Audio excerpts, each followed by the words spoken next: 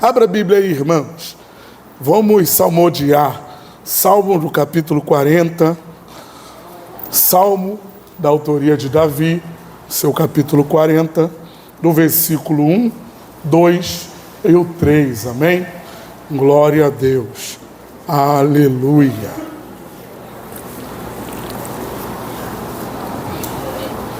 Todos acharam? Quem não achou é só olhar na tela. Escrito está: esperei com paciência no Senhor, e Ele se inclinou para mim, e ouviu o meu clamor. Tirou-me de um lago horrível, de um charco de lodo, pôs os meus pés sobre uma rocha, firmou os meus passos, e pôs um novo cântico na minha boca, um hino ao nosso Deus. Muitos o verão, temerão e confiarão no Senhor. Amém? Se assenta aí em nome do Senhor Jesus. Glória a Deus. Olhem para cá, povo de Deus. Prometo ser rápido e sucinto naquilo que Deus me entregou. Amém? O Salmo de número 40, ele é da autoria de Davi para o cantor Mó. Esse salmo, ele é escrito no ano 965 a.C. Davi vai escrever esse salmo depois de muita perseguição e muita luta para poder assumir o trono de Israel. Mas o que vai me chamar a atenção no Salmo 40 é que Davi, ele vai juntar os dois tempos em uma palavra só. Se nós pararmos para observar, Davi primeiro vai falar do tempo de espera, o tempo do homem. Esse tempo do homem é o tempo Cronos. Esse tempo Cronos é o tempo que marca dia, mês e ano. Davi está juntando os dois tempos. E o segundo tempo é o Kairos, o tempo de Deus. Davi começa a dizer no Salmo 40, esperei. Esse tempo de espera, irmão, é surpreendente para quem quer algo para imediato. Porque o tempo de espera, muitas das vezes, vai revelar aquilo que nós carregamos no coração. Porque Deus não vai fazer nada no nosso tempo e nem na nossa hora. Deus vai fazer de acordo com o propósito dele e que ele estabeleceu para a nossa vida. Quando Davi fala do nosso tempo, que é o tempo Cronos, Davi está apresentando uma visão específica. Tem um tempo determinado dentro do nosso tempo, que não é o meu tempo que vai prevalecer no tempo que Deus estabeleceu para a minha vida. Eu vou mais uma vez para você entender. Davi está dizendo, existe um tempo que não é o meu tempo, que foi estabelecido dentro do meu tempo, para que o Senhor venha fazer grandes coisas, através do tempo determinado que Ele liberará. Davi está dizendo, existe um tempo. E esse tempo, muitas das vezes, nós vamos poder chorar, nós vamos poder sorrir, mas o nosso tempo, ele só vai se alinhar com o tempo de Deus, quando Deus quiser ou querer fazer algo dentro do nosso tempo. Nós sabemos que o nosso Deus é onipresente, onisciente e onipotente. É por isso que João vai dizer no livro do Apocalipse que ele é o alfa, o ômega, o começo e o fim. Deus é o único ser que caminha dentro dos três tempos, sem perder a sua autoridade. Deus entra no presente, Deus entra no passado e ele também já está no futuro. Então Davi está dizendo, tem um tempo, mas esse tempo não é do meu jeito. Esse tempo não é do jeito que eu quero. Se fosse do meu jeito. Se fosse do meu jeito, tudo estaria resolvido. Mas Davi vai me chamar a atenção, que ele vai dizer que ele esperou com paciência. Pastor, esperar é uma coisa, esperar com paciência é outra coisa. Porque se nós pararmos para trazer essa linguagem para os nossos dias, por dia de hoje, nós vamos parar para prestar atenção. Quem aqui gosta de esperar por alguém que demora para se arrumar, para chegar num compromisso? Quem aqui gosta? Ninguém gosta de esperar, né? Agora imagina Davi dizendo assim, você tem que esperar. Essa pessoa, ela vai demorar, mas tem que esperar com paciência. Sabe o que Davi está dizendo? Não é tempo de murmurar. Ou você confia naquilo que você está esperando, ou você confia. Você não pode abrir a sua boca para murmurar. E como vocês já estão entendendo o teor da mensagem, eu queria liberar uma palavra sobre a vida de vocês. Quem tem memória espiritual ativa, carrega uma essência no coração de gratidão. Por mais que Deus possa demorar para fazer, um dia Ele vai fazer. Por mais que Deus possa ter um tempo de espera entre o Cronos e o Kairos, Deus é o Deus que caminha dentro dos 3 tempos. De repente Ele não fez no teu passado, de repente Ele não fez no teu presente, mas Ele pode estar preparando o teu futuro. Eu vou liberar isso aqui para alguém. Eu preciso que esses homens aí me ajudem aí. Se puder dar glória, dá glória. Se quiser dar glória, dá glória. Mas por favor, me ajuda. Pega na mão desse homem que está do teu lado e fala assim para ele: fica tranquilo, se no teu passado não aconteceu nada, se no teu presente não está acontecendo nada, tem um futuro preparado e não é dentro do teu tempo, não é dentro da tua hora, é no tempo determinado do céu. Então Davi vai dizer que no tempo da espera ele está afligido. Por que ele está afligido? Porque além de ele esperar, ele vai ter que clamar, gente. E isso aqui me chama a atenção. Olha o que Davi vai dizer no versículo 1: esperei com paciência no Senhor, e Ele se inclinou para ouvir o meu. Está entendendo? Não é porque nós não estamos no tempo de Deus que Deus não vai ouvir o nosso clamor. Eu vou de novo. Olha o que Davi vai dizer: esperei com paciência no Senhor, e Ele se inclinou para ouvir o meu clamor. Não é porque nós estamos esperando no tempo de Deus que Deus não está com o ouvido aguçado para ouvir o que sai da nossa boca.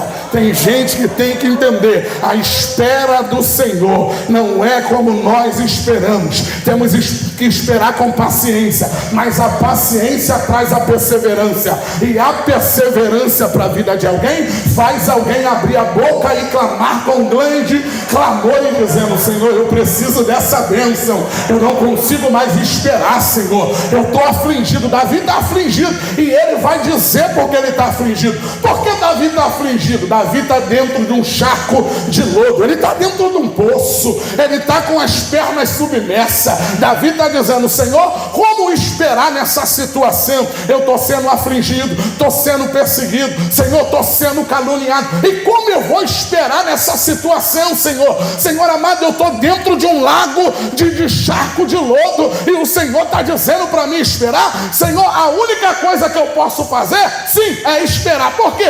Só quem está no meio de um calabouço ou no meio de um buraco de charco de lodo, pastor, vai entender que não tem como sair com ajuda carnal, tem que sair com ajuda divina. Então o que Davi está dizendo? Não adianta eu espernear, não adianta eu querer bater boca, não adianta eu querer chamar um amigo, não adianta eu querer chamar amiga, não adianta, que quando você está no fundo do poço, ninguém pode te tirar, a não ser o Deus que é onisciente, onipresente, onipotente, e Ele está aqui nessa noite. Eu tenho que liberar isso aqui.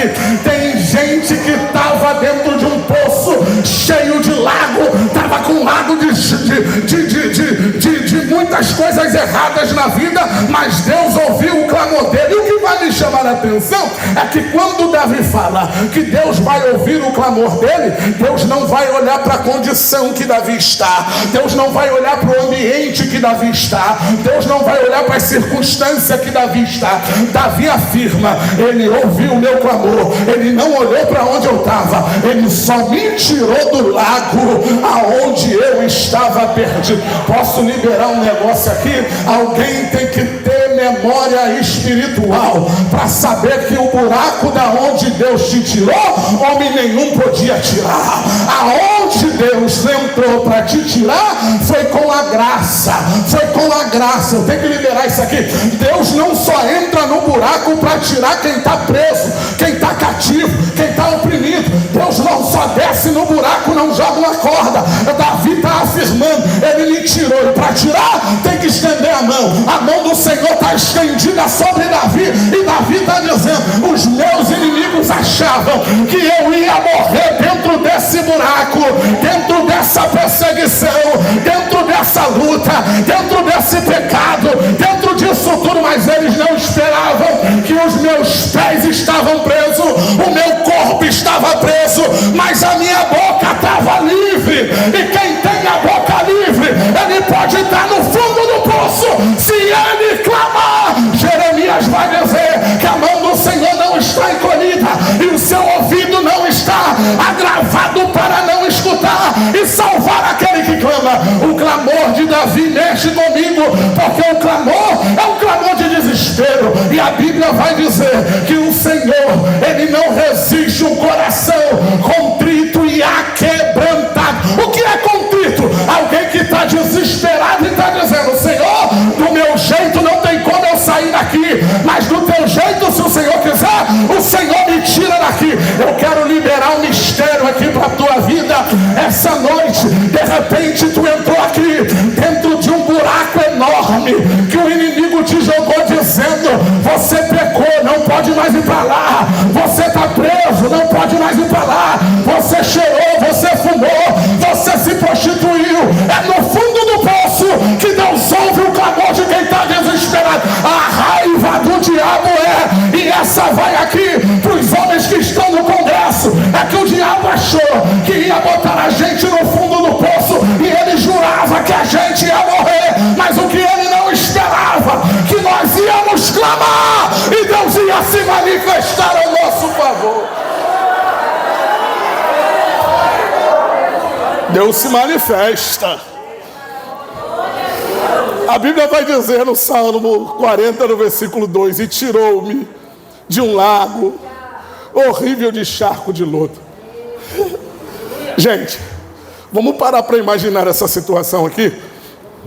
E tem um ensinamento aqui sobre esse buraco, porque só quem chega no fundo do poço sabe o desespero que é para sair de lá. Ah, Samuel, tu está pregando até agora, eu não entendi. Eu estou pregando sobre a graça de Jesus. Eu só consigo pregar sobre a graça, gente. Eu tenho um negócio comigo, eu falo até com a minha esposa: pastor, eu não consigo pregar chave de carro, não consigo, casa própria, eu não consigo. Porque se essa graça me resgatou, eu tenho que liberar essa graça para resgatar a vida de alguém. Então esse buraco aqui tem alguns ensinamentos. Buraco fala de prisão, buraco fala de pecado, buraco fala de vergonha, buraco traz o desespero. Buraco é um lugar ruim, gente. O charco de lodo é um lugar que Satanás põe as pessoas para poder paralisar aquilo que Deus tem na vida dele, pastora. E Satanás, sabendo disso, ele vai investir com todas as forças. Mas quando ele investe com todas as forças, gente, Deus usa o buraco para poder elevar o ministério de alguém. Samuel, tem como me provar isso na Bíblia? Claro que tem. Quem lembra de José no livro do Gênesis, no capítulo 37? José vai receber uma túnica, né, gente? E quem vai jogar José no buraco? Quem era de fora? Quem era de dentro? Jogam José no buraco e começa aquele disputa. Vai matar, vai vender, vai matar, vai vender, vai matar, vai vender. Alguém grita e fala: vamos vender e esquecer ele. Tiram José do buraco e vende José. José vai do Egito vai para a casa de Potifar. E a Bíblia vai dizer que o Senhor estava com José. Calma aí, pastor, se ele chega na casa de Potifar e a Bíblia afirma que o Senhor estava com ele, então no buraco que José estava, Deus já estava lá há muito tempo. Sabe qual é a raiva do diabo? É que ele queria matar a gente. É que ele queria destruir a gente. É que ele queria acabar com a gente, homens. Ele queria tirar a visão de Cristo de dentro da gente. Mas sabe por que ele não conseguiu? Sabe por quê? Porque Deus se antecipou e chegou primeiro antes dele chegar. Jesus chegou com uma graça salvífica e salvadora, uma graça que quebra todo grilhão, uma graça que levanta quem está caído, uma graça que restaura quem estava perdido. E quando eu falo de José, eu também lembro de alguém que estava no fundo do poço, e esse era Zaqueu. Quem lembra de Zaqueu? Zaqueu está no fundo do poço, gente. E qual é o fundo do poço, pregador? Que Zaqueu está? Zaqueu está na corrupção do dinheiro. Zaqueu está com o coração voltado para a corrupção. Ele cobra o que não é para cobrar, ele tira o que não é para tirar, ele pega o que não é para pegar. Mas a Bíblia vai dizer que um belo dia, ele estando no fundo do poço, ele ouviu que Jesus ia passar, e ele disse: eu tenho que gritar por esse Jesus. Ele vai se esforçar, vai subir numa figueira. Reparou? Todo aquele que está no fundo do poço, ele tem que se esforçar para Deus poder tirar ele do fundo do poço. Isso foi com todo mundo, não vai ser diferente comigo e contigo. Quando Zaqueu se esforça, Jesus olha e diz: desce depressa que hoje me convém pousar na sua casa. Quando Jesus fala isso, os crentes que estavam com Jesus falam assim: como é que pode? Você vai entrar na casa de quem é ladrão? Como é que pode? Ele rouba todo mundo aqui e agora o Senhor vai ficar perto dele? Aí Jesus, com o olhar da graça, não responde ninguém nada. Sabe por quê? Porque a graça não responde nada a ninguém. Ela não pede opinião, ela não pergunta. A graça se impõe, e quando a graça se impõe, quem acusa tem que calar a boca, porque a graça tem trono. Você sabia que a graça tem trono? Efésios capítulo 2 vai dizer: o pecado, ele subiu no trono, mas a graça abundou aonde o pecado estava. O que é isso? A graça tem um trono, e se a graça tem um trono, ela não pede desculpa, ela não pede dar licença, ela se impõe para poder tirar alguém do fundo do poço. Enquanto estava todo mundo gritando: vai entrar na casa de Zaqueu, quando Jesus pisa o pé dentro da casa, Zaqueu olha para Jesus e fala: Jesus, eu estou no fundo do poço e não tenho como sair daqui. Zaqueu, primeira coisa, tem que reconhecer que está errado. Não tem como Jesus tirar ninguém do fundo do poço, que está no fundo do poço, mas está com o nariz em pé, se achando certo. Jesus está dizendo: tem que descer na olaria, tem que descer a escada da humilhação, para mim poder entrar nesse poço e te tirar daí. Quando Zaqueu reconhece, Zaqueu vai liberar uma palavra que vai abrir o céu dentro da casa dele. Senhor, se eu defraudei alguém ou roubei alguém, eu vou devolver 4 vezes mais. Pastor, pensa comigo, se ele vai devolver 4 vezes mais, imagina o quanto esse homem não roubou, meu irmão. Enquanto esse homem não passou a perna em alguém para poder devolver 4 vezes mais. Quando ele libera que vai devolver 4 vezes mais, Jesus olha para ele e fala: eu não te quero, sai daqui, na tua casa eu não fico. Não. Quando ele reconhece que está no fundo do poço, Jesus não joga uma corda, Jesus desce no fundo do poço e fala para ele: hoje chegou salvação dentro da tua casa. Pega na mão desse crente aí que acendeu uma turbina aqui dentro de mim e começa a falar para ele: em primeiro lugar, reconheça que tu está no fundo do poço, porque depois que você se reconhecer, a graça vai entrar como salvífica e salvadora. Não tem lugar que possa impedir a graça de entrar. Se Deus quiser, ele entra hoje na tua casa, no momento que tu está aqui. Varão, eu vou liberar esse mistério aqui. Se Deus quiser, hoje ele entra lá dentro daquela empresa e muda tudo lá dentro, só para te provar que a graça faz, só para te provar que a graça tem. É a graça. É a graça. E tem alguém do lado de fora dizendo: como pode você querer um ladrão? Como pode você querer um corrupto? Agora, gente, o que para pensar é quando Zaqueu sai do fundo do poço, ele tem uma promessa, ele tem que cumprir, não é assim? Todos nós chegamos no fundo do poço um dia. Fizemos e falamos para o Senhor: Senhor, se tu me tirar, eu vou fazer. Tem gente que não cumpriu, mas tem gente que cumpriu à risca. Eu imagino Zaqueu indo na casa de quem ele mais roubou e falando assim: deixa eu falar um negócio contigo. Eu sei que não era nem para tu abrir a porta para mim, mas aconteceu um negócio comigo, não sei se tu vai acreditar. eu estava no fundo do poço. Aí Jesus desceu lá. Mas quando ele pisou no fundo do poço, a presença dele foi tanta, mas tanta, que ele nem precisou me acusar.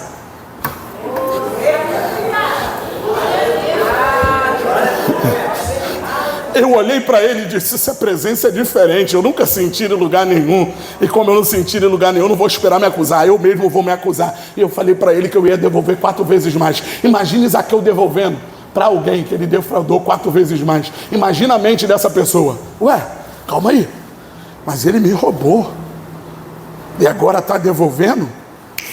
Tem alguma coisa estranha com Zaqueu, não é assim? E tem gente que vai olhar para Zaqueu e vai dizer: isso aí não vai durar muito não. Eu não sei se você já ouviu isso. Isso aí não vai muito longe não. Isso aí tem como ter mudança não, hein? Isso aí, será que foi a graça mesmo que pegou ele? Porque isso aí era assim, assado. Isso aí fazia isso. Zaqueu não fala nada com ninguém, só entrega. E quando Zaqueu volta para dentro da sua casa, ele tem a salvação. Gente, a mão que tira Zaqueu do buraco, a mão que tira José do buraco, pode te tirar de qualquer buraco. A mão de Deus, ela entra em qualquer lugar, meus pastores. Ela entra em qualquer lugar. Seja branco, seja gordo, seja magro, seja drogado, seja prostituta, seja ladrão. Ela entra em qualquer lugar. Por quê?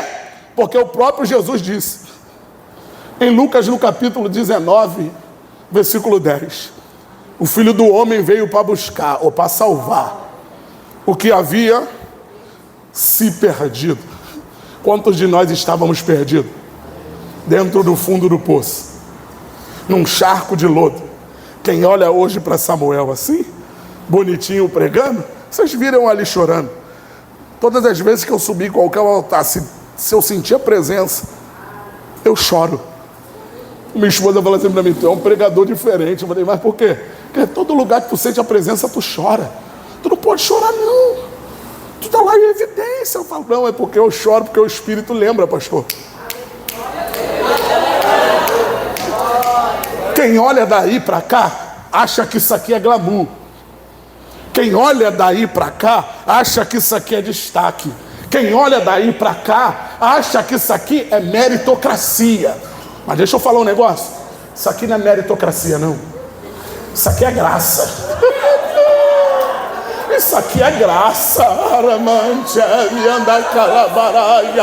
É graça, é graça. Sabe por que é graça? Porque muitas das vezes nós subimos o altar, mas muitas das vezes nem queremos ficar. Por quê? Porque a graça olha pra gente e fala assim: não é por você, é eu que vou te usar hoje. É graça. Não é você que tem, é eu que tenho. É a graça. A graça faz isso. A graça é a única coisa que pega alguém do monturo e bota pra sentar no meio dos príncipes. Por isso, quando eu subo em qualquer altar, eu fico ligadinho. Por quê? Porque Romanos, no capítulo 5, no versículo 21, Paulo vai dizer: para que assim como o pecado reine na morte, também a graça reinasse pela justiça e para a vida eterna por Jesus Cristo. Sabe o que Paulo está dizendo? Tu estava em pecado, rapaz. Tu estava perdido. Ninguém dava nada por você. Mas aí a graça desceu no fundo do poço, Davi. Te pegou no fundo do poço, te deu um banho de graça e te botou para sentar entre os príncipes. Tem gente que acha que foi levantado pelo seu próprio ego, mas não foi, é graça. Se não tiver graça, a gente não fala. Se não tiver graça, a gente não ora. Se não tiver graça, a gente não profetiza. Se não tiver graça, não tem direção. Se não tiver graça, você está sem graça. Por quê? Quem não tem graça passa vergonha. Agora quem tem graça entende. Não é pela minha meritocracia. Eu não merecia estar aqui, mas já que eu cheguei, eu vou louvar ao Senhor pela graça que estendeu até a minha vida. Olha o que Paulo vai dizer no livro de Efésios, no capítulo 2, sobre essa graça. Mas Deus, que é riquíssimos em misericórdia, pelo seu muito amor para conosco nos amou, estando nós ainda mortos, e nas ofensas, nos vivificou, pela graça sois salvos. Sabe qual é a raiva do diabo? É que ele queria matar muitos homens aqui com o nariz cheio de cocaína, com um fuzil na mão lá no prostíbulo. Sabe qual é a raiva do diabo? É que ele não esperava que a graça ia nos alcançar, irmão. Eu vou ser bem sincero para os irmãos. Eu sei que deve estar pensando, mas que mensagem rasa é essa? Não, a graça não precisa ser profunda. A graça, ela sendo rasa, ela faz o trabalho dela. Mas a gente tem que entender isso aqui. Nós estávamos mortos. Ninguém queria a gente, ninguém queria parar do lado, ninguém queria tirar foto, ninguém gritava pra gente quando a gente estava no lago de lodo. Ninguém gritava pra gente assim: tu é referência, tu prega demais, tu canta demais. Tu lembra quando a graça te alcançou? Muitos que estavam do teu lado duvidaram, olharam pra você e falaram assim: será que esse varão vai ficar firme mesmo? Pelo que ele fazia, eu acho meio difícil ficar firme. O diabo não esperava, irmão, que Deus ia virar uma chave. Por que Deus ia virar uma chave? Porque a graça, ela tem, a graça ela retém, a graça ela levanta, a graça ela restaura, a graça ela é, a graça ela pode, a graça ela faz, a graça desfaz, a graça vivifica, a graça ela guia, a graça orienta, a graça te levanta, a graça te amostra, a graça te esconde, a graça te salva, a graça te escolheu. E como a graça te escolheu, ela estava vendo você estava perdido, desesperançoso da vida, e ela te pegou, te levantou e te colocou para se assentar entre os príncipes. Eu não sei se vale um glória a Deus, mas tu está aqui por causa da graça. Não tem, eita glória a Deus. Eu sei que eu estou sendo redundante, mas eu vou liberar mais uma vez. E essa graça que é liberada, ela quebra cadeia, quebra grilhão, ela quebra pensamento ao contrário, ela desfaz, ela faz, ela levanta, ela bate. É a graça entra, a graça tem, a graça retém, a graça levanta, a graça restaura, a graça vivifica, a graça liberta quem está preso, a graça transforma. É a graça. Se foi a graça que nos tirou, gente, do fundo do poço, não é o orgulho que vai nos manter aqui em pé, tá? Porque toda a salvação começa com o estender de mão de Jesus. Eu fico vendo muitas pessoas que foram levantadas pela graça. Escute isso aqui, homens. Foram salvos pela graça. E agora estão com o nariz tão em pé, mas tão em pé, que parece que eles saíram do buraco de lago de lodo sozinho. Parece que ele subiu do buraco sozinho, entende? Aí ele não dá mais a paz do Senhor para quem está do lado dele. Porque a memória dele não é uma memória de gratidão. Quem não tem uma memória de gratidão, o orgulho começa a entrar na vida dele. O orgulho começa a tomar conta, e ele começa a achar que é melhor do que os outros. De repente não era esse discurso que você queria ouvir, mas eu tenho que falar isso aqui. Tem gente que foi resgatado pela graça, só foi resgatado, mas está sem graça já há muito tempo. Está sem graça. Está sem graça. Tem como tu falar para o teu irmão que está do lado: se você tem graça? Não. Calma aí, gente, calma aí. Fosse carro do ano, estava todo mundo gritando: vamos embora comigo. Se você tem graça. Se você tem graça, fala para ele. Não vire a cara para o teu irmão.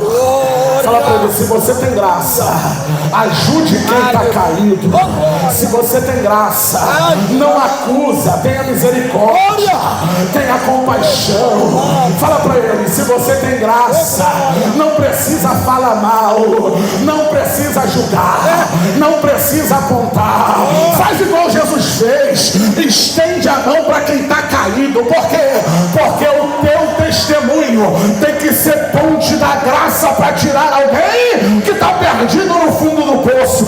Eu sei que tem gente que está olhando Samuel, tem como tu falar para mim? Porque Deus me tirou de lá. Sim, sabe por que ele tirou de lá? Porque quando você estava no fundo do poço igual Davi, você começou a clamar o Salmo de número 46, que vai dizer: Deus é o nosso refúgio e fortaleza, socorro bem presente na angústia, pelo que não temeremos, ainda que a terra se mude, ainda que os montes se transportem para os meios do mares, ainda que as águas rujam e se perturbam, ao rio cuge, ainda que os montes se abalam pela sua braveza, ao rio cuja corrente alegra a cidade de Deus, a santuário da morada dos Altíssimos. E por que tu está de pé?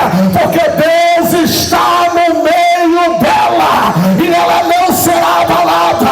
Deus ajudará no romper da manhã. Aí está todo mundo endemoniado, porque era para tu estar morto.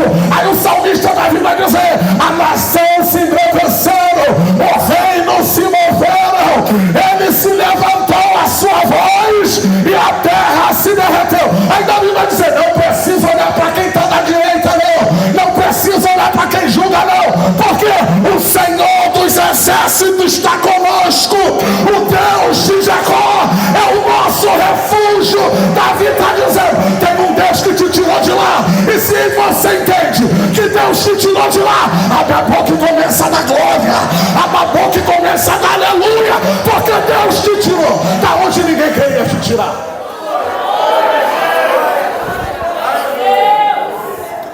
O perigo de se esquecer da onde nós saímos. Tem um perigo aqui.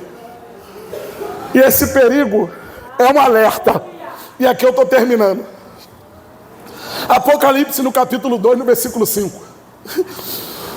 Vai dizer assim: lembre depois de onde caíste. Sabe o que João está dizendo para as cartas de Apocalipse que Deus manda ele entregar? Está falando assim: tem gente que caiu, tem gente que estava caído, mas se esqueceu de onde Deus entrou para tirar ele. E quando a gente se esquece é um perigo, irmão. Aí eu tenho o costume de dizer, eu falo isso muito lá na igreja, o pessoal não gosta muito não, mas eu falo para eles: sabe por quê? A igreja não tem mais a manifestação de antes. Não é porque a geração mudou, não é. É porque, pastor, nós ficamos famosos demais e se esquecemos da onde nós saímos. E quem esquece da onde saiu, não tem como Deus usar ele novamente. Deus só usa quem é grato, gente, quem tem uma memória de gratidão, que se põe na presença dele. Esquecer do buraco é orgulho espiritual, é falta de misericórdia, é dureza de coração. Quem esquece do buraco da onde saiu, ele não quer nem saber da dor do outro, ele não tem compaixão. E vai uma aplicação aqui para o seu coração: antes de julgar alguém, lembre-se de onde Deus te tirou. Oh glória, eu sei que não vai dar muito glória, eu sei que isso aqui não vai dar muito glória, porque eu sei que está apertando para o nosso lado. Porque quando eu fiz esse esboço, o Espírito Santo falou para mim: mas tu tem que lembrar da onde eu te tirei. E tem gente que está assim, orgulhoso, porque a memória que você tem da graça, ela traz humildade para o teu coração. Quem tem memória afetiva da onde a graça tirou, ele é humilde, ele é acessível, ele é alguém que ama, ele é alguém que tem compaixão. Gente, me empresta o teu ouvido por um segundo, que eu vou falar um negócio aqui. Tem gente que foi resgatado pela graça, mas é fofoqueiro, é mentiroso, é linguarudo, ele fala de todo mundo. Mas tem gente também que foi resgatado pela graça, que ele é prudente, é homem de Deus, é mulher de Deus. Deixa eu falar um negócio aqui, que eu grito em muitos altares que eu vou. Quando a fofoca chegar no teu ouvido, varão, manda a fofoca embora, não manda ela ir para outro ouvido não. Fala assim: varão, tu tá falando da vida dele, mas tu lembra de onde Deus te tirou? Tu lembra de onde você caiu, aonde você estava? Você estava perdido, rapaz. Então eu tenho que liberar isso aqui. Aqui ninguém pode levantar o nariz e dizer: eu sou melhor do que você, eu tenho mais do que você, eu sou mais bonito do que você, eu ando mais belo do que você. Por quê? Porque todo mundo que está aqui foi resgatado pela graça. Eita glória a Deus, eita glória. Eu tenho que liberar o mistério aqui. Só quem foi resgatado pela graça vai entrar comigo nesse mistério. Quem é resgatado pela graça, ele não olha a roupa, ele não olha a aparência, ele não olha o cabelo, ele só diz: se eu fui resgatado pela graça, eu vou te abraçar do mesmo jeito que a graça me abraçou. Pega na mão do teu irmão e libera isso aí para ele. Libera para ele, pega na mão dele e fala assim: eu vou te abraçar, mesmo quando ninguém quiser te abraçar, mesmo quando todo mundo tiver nojo de você. Remanda calabaia, remandoia se decomandarabaia sábia. Tem uma graça caindo aqui, tem uma graça caindo aqui. O céu está aberto e está caindo alguma coisa aqui sobre nós. Fala para ele: eu vou te abraçar. Quando ninguém te abraçar, conta comigo. Quando todo mundo te julgar, conta comigo. Quando todo mundo te caluniar, conta comigo. Porque eu sei da onde eu saí e sei para onde eu vou. Eu carrego uma graça dentro de mim.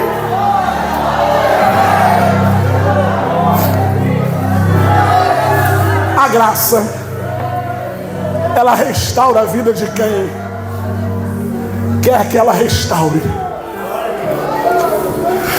Eu estou ouvindo som de línguas estranhas, e isso é bom.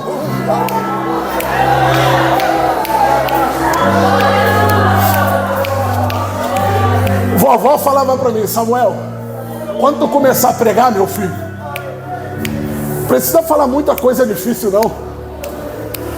Só lembra do povo da onde eles saíram e para onde eles vão.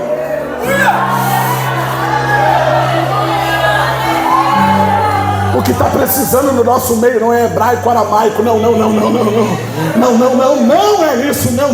Uma boa teologia é bom, meus amigos pregadores. É muito bom falar em hebraico, aramaico. É bom demais para o teu estudo. Mas aqui dentro da igreja, se não tiver graça, não adianta de nada. Tem como tu falar para o teu irmão aí: tu pode falar bonito, mas se não tiver graça, não adianta de nada. Tu pode ter carro bom, mas se não tiver graça, não adianta de nada. Tu pode ter uma casa muito linda, conta bancária recheada, mas se não tiver a graça, você não é conhecido pelo céu. Tem gente que tem que entender essa noite: a graça, ela te dá um atestado para você ser reconhecido aonde você pisar. Você pode estar você pode estar simplesinho, mas se tu pisar com graça, a graça te promove. Você pode, muitas das vezes, não ter nada para comer dentro de casa, mas se tu orar pela graça, a graça abre porta. Eu tenho que perguntar, na praça seca, quem veio atrás dessa graça? Tu foi restaurado pela graça, tu foi levantado pela graça. Esse terno quem te deu foi a graça. Essa gravata quem te deu foi a graça. Posso pôr ele de pé? Se coloque de pé.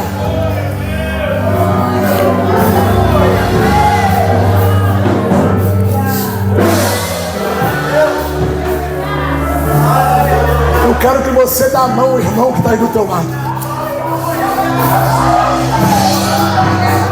Eu já ia jogar o microfone longe, amor, gente. Ajeita aqui, pastor, nós está caindo. Olhe para cá, povo. Dá a mão a esse aí que está do teu lado. E fala assim para ele: nos dias difíceis, conte comigo, porque nós saímos do mesmo lugar. Erebai assim de calamandará.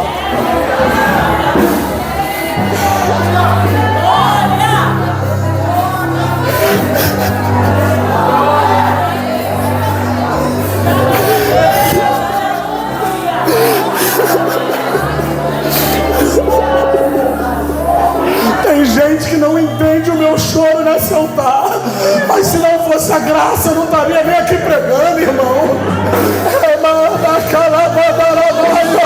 Isso aqui é só para você lembrar. Se não fosse a graça, você não estava de pé hoje.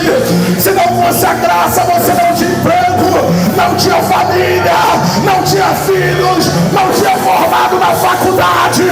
Se não fosse a graça, nós estaríamos perdidos. Mas a graça nos alcançou,